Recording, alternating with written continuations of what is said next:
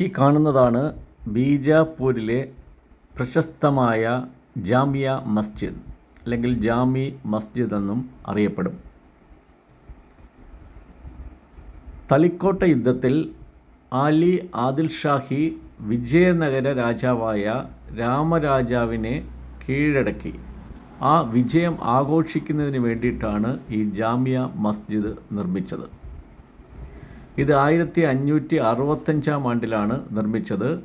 ഇത് ബീജാപ്പൂരിലെ ഏറ്റവും വലുതും ആദ്യത്തെ പള്ളികളിൽ ഒന്നുമാണ്. ഏകദേശം 10,810 ചതുരശ്ര മീറ്റർ വിസ്തൃതിയിലാണ് ഇത് വ്യാപിച്ച് കിടക്കുന്നത്. 170 മീറ്റർ നീളവും 70 മീറ്റർ വീതിയുമുള്ള ദീർഘ ചതുരാകൃതിയിലാണ് പള്ളിക്കെട്ടിടം നിർമ്മിച്ചിരിക്കുന്നത്. ഈ പള്ളിയുടെ മറ്റൊരു പ്രത്യേകത കൂടിയുണ്ട്. ഇതിൻ്റെ മസ്ജിദിൻ്റെ മെഹ്റാബിൽ സ്വർണ്ണത്തിൽ എഴുതിയ ഖുർആനുണ്ട്. ഇതിൻ്റെ മുറ്റത്തൊരു വാട്ടർ ടാങ്കിൻ്റെ 2 വശങ്ങളിലായി ചെറിയ ഇരിപ്പിടങ്ങളുമുണ്ട്. ഇതിപ്പോൾ സൂര്യാസ്തമയ സമയമായിരിക്കുകയാണ്. അവിടെ ഒരു മരം നിൽപ്പുണ്ട്. ആ മരത്തിനിടയിൽ കൂടെ സൂര്യൻ അസ്തമിച്ച് താഴോട്ട് വരുന്ന കാഴ്ച നമുക്ക് കാണാൻ കഴിയും. ഇതൊരു മനോഹരമായൊരു കാഴ്ചയാണ്.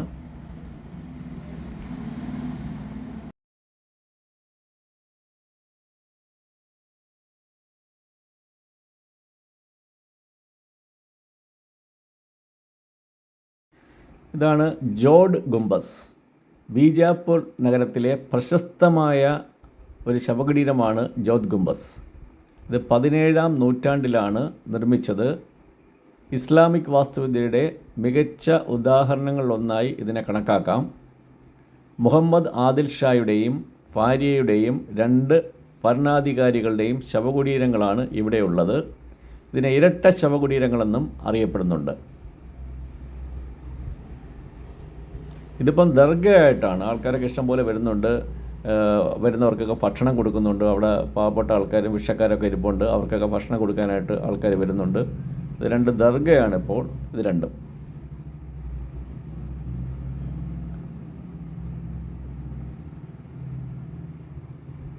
ഇതിൻ്റെ ഉള്ളിൽ പ്രവേശിച്ചിരിക്കുകയാണ്. ഇവിടെയാണ് ശവകുടീരങ്ങളൊക്കെ ഉള്ളത്. ഇവിടെ ആൾക്കാരൊക്കെ പ്രാർത്ഥിക്കാനൊക്കെ ആയിട്ട് ആൾക്കാർ ഇഷ്ടം പോലെ വരുന്നുണ്ട്. നാനാജാതി മനസ്കരും വരുന്നുണ്ട്. മുസ്ലിംസ് മാത്രമല്ല, എല്ലാ ജാതിക്കാരും ഇവിടെ വരുന്നുണ്ട്. അത് അടുത്ത ഒരു ടോംബിൻ്റെ താഴെയാണിത്. ഇതൊരു വരാന്ത കണക്ക് 4 ചുറ്റുമുണ്ട്. ഇതിൻ്റെ അകത്താണ് ശവകുടീരങ്ങളുള്ളത്. ഇത് 2ാമത്തെ ടോംബ്. ആദ്യത്തെ ടോംബ് കഴിഞ്ഞു, 2ാമത്തത്. ഇവിടെ ആൾക്കാരൊക്കെ ഇഷ്ടം പോലെ വന്നിങ്ങനെ പ്രാർത്ഥിക്കുകയൊക്കെ ചെയ്യുന്നുണ്ട്. ഇതാണ് ശവകുടീരങ്ങൾ.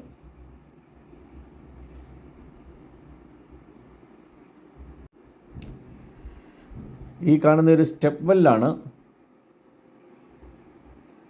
ഒരു ടാങ്കാണ്. ജലസേനത്തിന് വേണ്ടിയിട്ട് വെള്ളം ശേഖരിച്ചിട്ടിരിക്കുന്ന ഒരു ടാങ്കാണ്. ഇത് 1620-ാം ആണ്ടിൽ ഇബ്രാഹിം ആദിൽ ഷാ അദ്ദേഹത്തിൻ്റെ രാജ്ഞിയായ താജ് സുൽത്താനയുടെ ബഹുമാനാർത്ഥം നിർമ്മിച്ച ഒരു സ്മാരകമാണ്. 224 ചതുരശ്ര അടി വിസ്തീർണമാണ് ഇതിനുള്ളത്. ഇതിൻ്റെ ഹൈറ്റ് ഏകദേശം 52 അടി ഉയരമാണുള്ളത്. ഞങ്ങളിവിടെ എത്താനായിട്ട് കുറച്ച് പാടുപെട്ട് ഇവിടെ കറങ്ങിത്തിരിഞ്ഞ് പ്രോപ്പറായിട്ടുള്ള വഴിയൊന്നും കണ്ടില്ല. അങ്ങനെ കറങ്ങിത്തിരിഞ്ഞ് ഇവിടെ ബാക്ക് സൈഡിൽ കൂടെയൊക്കെ എത്തിച്ചേർന്നിരിക്കുകയാണ്. അതിൻ്റെ മുകളിലൊക്കെ വലിഞ്ഞു പിടിച്ച് കയറിയിരിക്കുകയാണ്. ഇപ്പോൾ അധികം ആൾക്കാരൊന്നും ഇവിടെ സന്ദർശിക്കുന്നില്ല.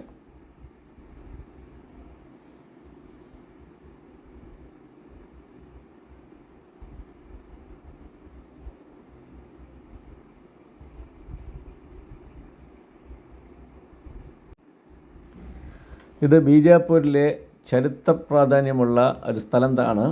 ഈ സ്ഥലത്തിൻ്റെ പേര് മാലിക്കി മൈതാൻ എന്നാണ്. അതിൻ്റെ അർത്ഥം Lord of the battle field എന്നാണ്. 1549-ാം ആണ്ടിൽ ആദിൽ ഷാ രണ്ടാമൻ സ്ഥാപിച്ച ഒരു വലിയ പീരങ്കിയാണ് ഇവിടുത്തെ പ്രധാന ആകർഷണം.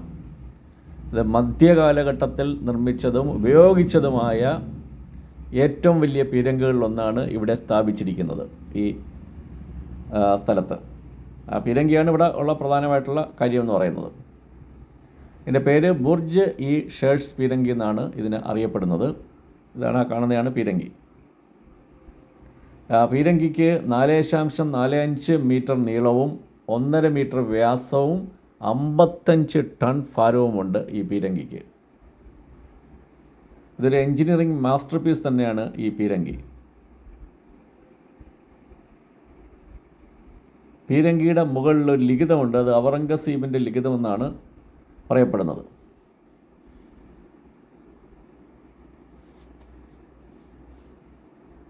മൈതാനമെന്ന് പറയാനൊന്നുമില്ല, ചെറിയൊരു സ്ഥലമാണ്. ഈ പീരങ്കിയാണ് ഇവിടുത്തെ പ്രധാന ആകർഷണം.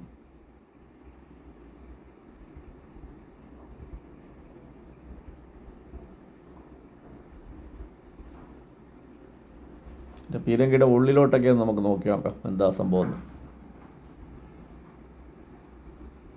എൻ്റെ ഉൾഭാഗമാണ് പീരങ്കിയുടെ.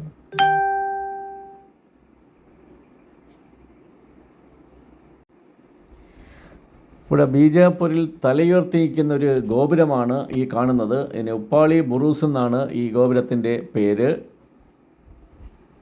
ഇത് 80 അടി ഉയരമാണ് ഈ ഗോപുരത്തിനുള്ളത്, അല്ലാതെ 24 മീറ്റർ. ഇതിൻ്റെ പുറംഭാഗത്ത്, ഗോപുരത്തിൻ്റെ പുറംഭാഗത്തുകൂടെ ഒരു ഗോവണിയുണ്ട്. ഇതിൻ്റെ ഉള്ളിലേക്ക് കയറാനായിട്ട്, ഇതിൻ്റെ മുകളിലേക്ക് കയറാനായിട്ട് ഗോവണി ഒരുക്കിയിട്ടുണ്ട്.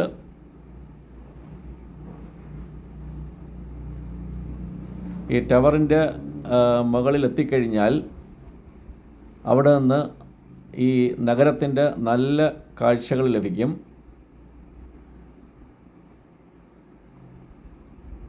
ഇപ്പോൾ ഏകദേശം ഞങ്ങൾ എൻ്റെ മുകൾ ഭാഗത്ത് എത്തിച്ചേർന്നിരിക്കുകയാണ്. ഇവിടെ 2 വലിയ പീരങ്കികൾ സ്ഥാപിച്ചിട്ടുണ്ട്. 2 എണ്ണമുണ്ട് പീരങ്കികൾ. ഇത് പഴയ കാലത്ത് യുദ്ധത്തിന് ഉപയോഗിച്ചിരുന്ന പീരങ്കികളാണ്.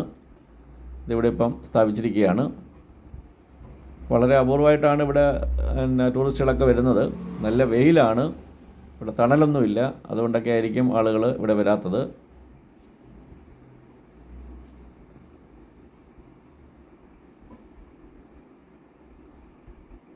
പീരങ്കിയുടെ ഉള്ളിലോട്ട് നമുക്ക് നോക്കാം. ഇത് കല്ലും മണ്ണുമൊക്കെ ഇട്ടേക്കുന്നതിനകത്ത് പിള്ളേരെറിഞ്ഞിട്ടേ ഇവിടെ വന്നിട്ടുള്ള കല്ല് നിറഞ്ഞ് കിടക്കുന്നു.